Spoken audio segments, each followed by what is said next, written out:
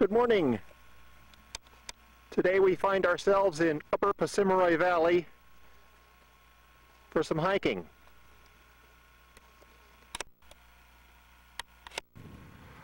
Upper Pacimeri is headed by Borah Peak and the other impressive 12,000 foot peaks of the Lost River Range, and is probably the Lost River's most impressive valley from a glacial and alpine point of view. Take a look at this broad alluvial outwash of the Pacimeri River, and you can get a feel for the massive amount of water and ice that must have come off of the backside of the Lost River Range in glacial times.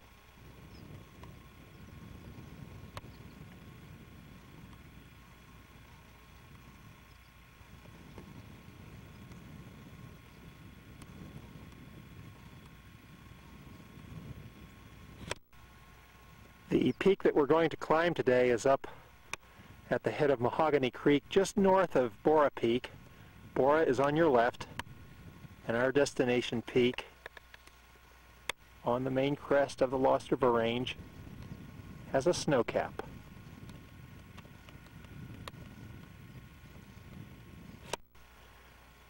There aren't many peaks in this area that have formal names, but one that does show up on the map as we look across the terraces of the Pacimeri is called Squaw Tip.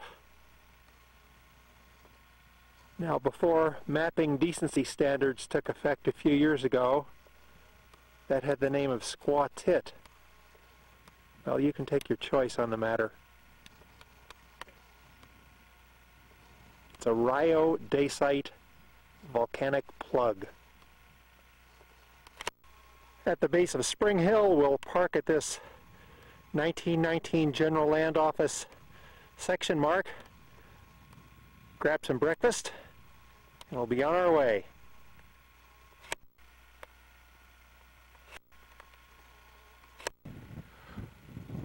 We have entered Mahogany Creek drainage. Pretty soon we're going to find out why this area is called Mahogany. Our destination is 11,310 foot Alvin West Peak.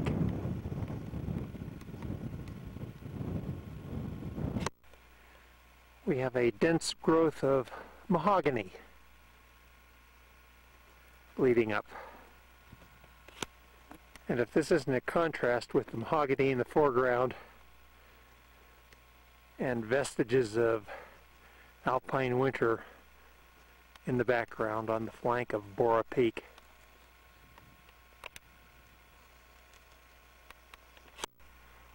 From the mahogany, we graduate to the fir.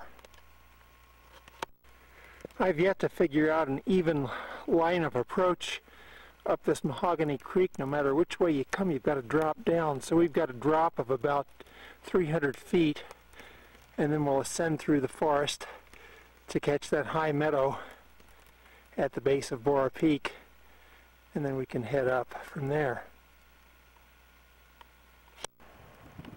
Here's a good view of Alvin West Peak. We'll have to do a lot of contouring around, though, to get to the top of that as we approach it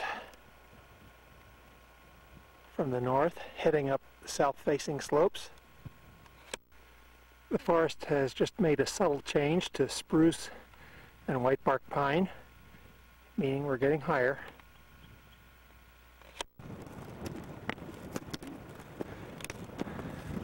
Well, here we are, cresting the alpine meadow of Mahogany Creek. We've had our share of ups and downs to get here.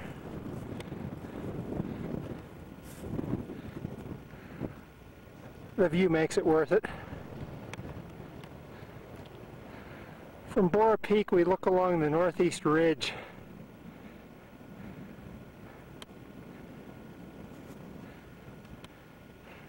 to 11,828 foot Mountaineer Peak, which we climbed a couple of weekends ago.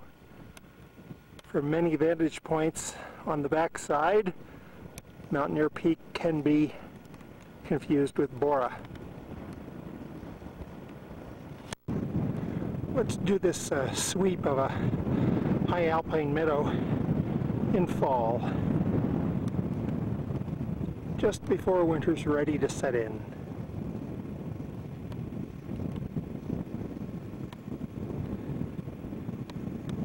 As you might guess, things are crisp and cool after the snowfall last night.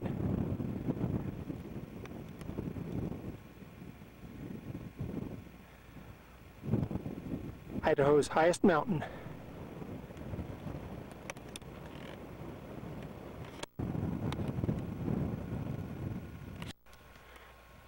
The trees along the edge of the meadow grow hardy. This is the south-facing side, the dry, windy side. So we have white bark pine or limber pine. And then across the meadow, on the protected cool north-facing slopes, we have the spruce. We have ascended above the saddle that divides Mahogany Creek from Rock Creek at 9,500 feet. And from this vantage point, we have a wonderful view of Borah's forbidding northeast face. State's highest mountain is 12,662 feet, and that snowfield is claimed to be Idaho's only glacier. But in all honesty, I can't see how it could be considered a glacier. Bergschrund is lacking. No crevasses are visible. And it doesn't look big enough to move anywhere, does it?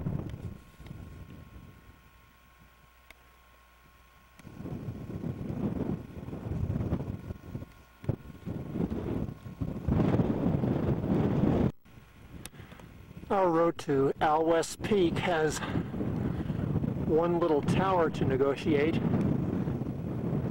and then things ought to be pretty straightforward to the top. One of the interesting geomorphic features of the Lost River Range is that you've got this extremely rugged terrain, which I don't need to explain to you, and then at certain intervals you have extremely gentle peneplains. Doesn't stay gentle for long though, usually.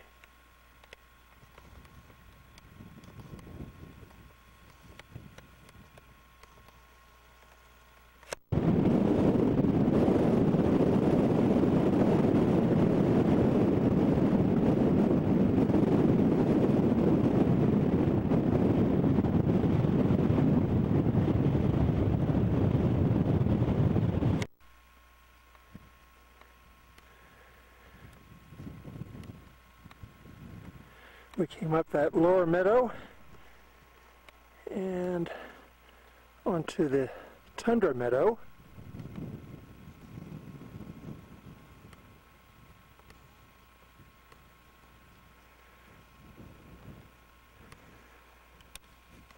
Now that is a permanent snowfield, but I just can't bring myself to believe that it's a glacier, a river of ice.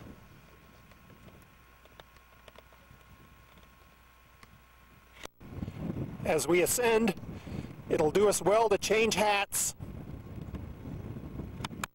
Ah. The crux is closing in, and so is the weather. Our rock, by the way, is back to the Mississippian limestone, carbonate rock.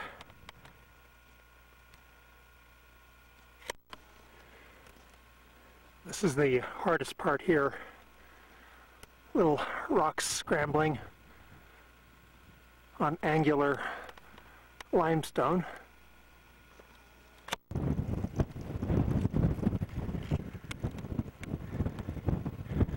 We had just a little bit of easy class 3 climbing there.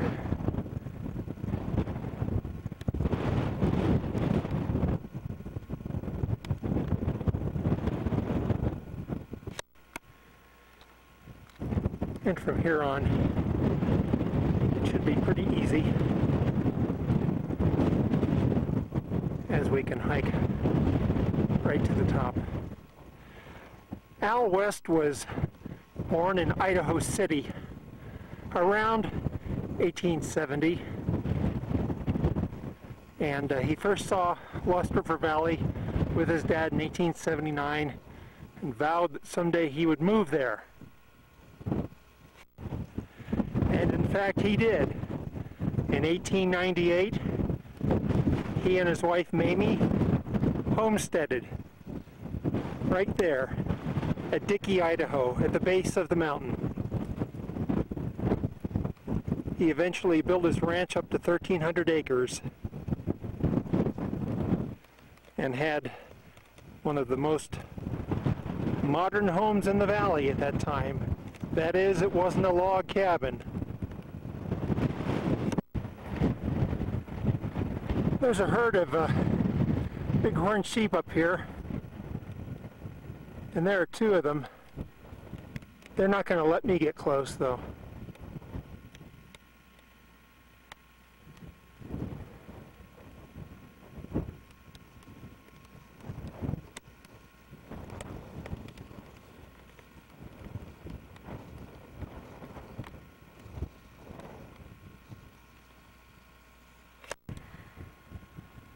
You can see there's at least a little bit of forage for the sheep up this high.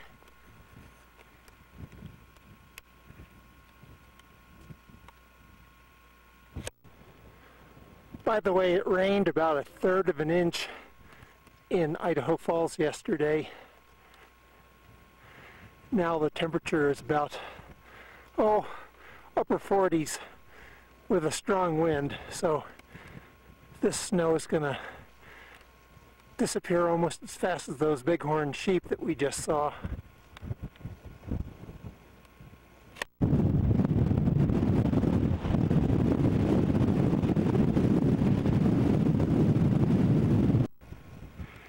In 1893,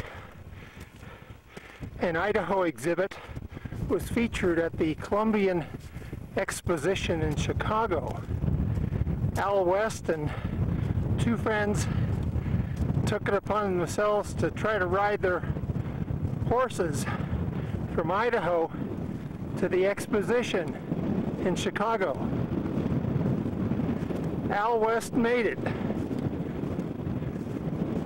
showing that he, like his peak, is adventuresome.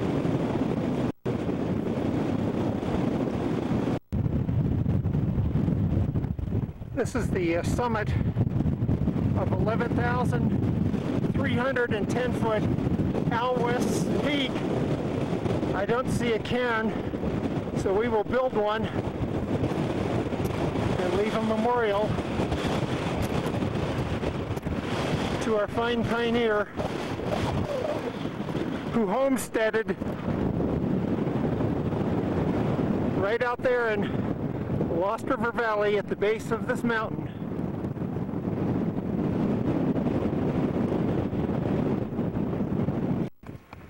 We're leaving a tribute to pioneer rancher Al West, courtesy of author Georgia Purdue Olson from her Mackie Yesterdays.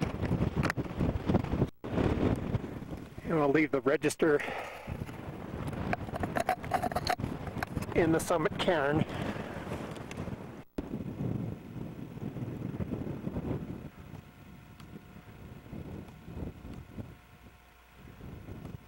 Mountaineer Peak.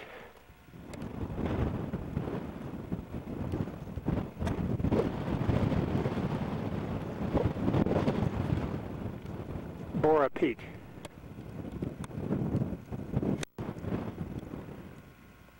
Mount Morrison.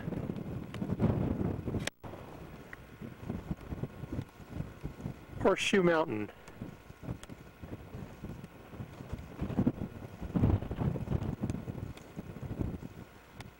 Double Springs Peak. Mahogany Creek Drainage, our route of ascent to the Donkey Hills and the Lemhi Range on the skyline. Well, things are a bit wintry, so we're going to head down now. Always a pleasure to stand on a new 11,000-foot Idaho summit.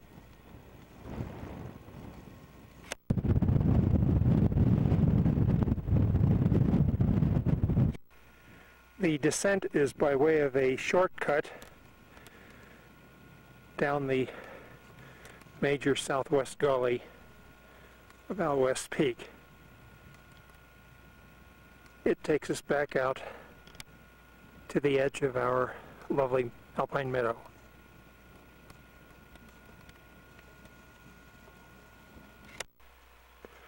Well, amid a bed of 300 million year old Mississippian horn coral, it's almost about time to finish up this video.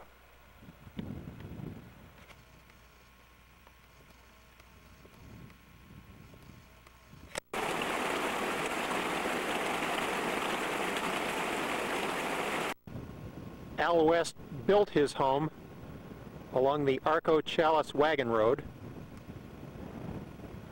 He was a contemporary of freighters Joe Anderson and Skelton. The Wests homesteaded here in Dickey for 25 years before selling out and moving to Mackay. T.M. Bannon of the Geological Survey, first to climb Borah Peak, used Al West's home as a triangulation station. Dickey Red Roof House is the name of the station.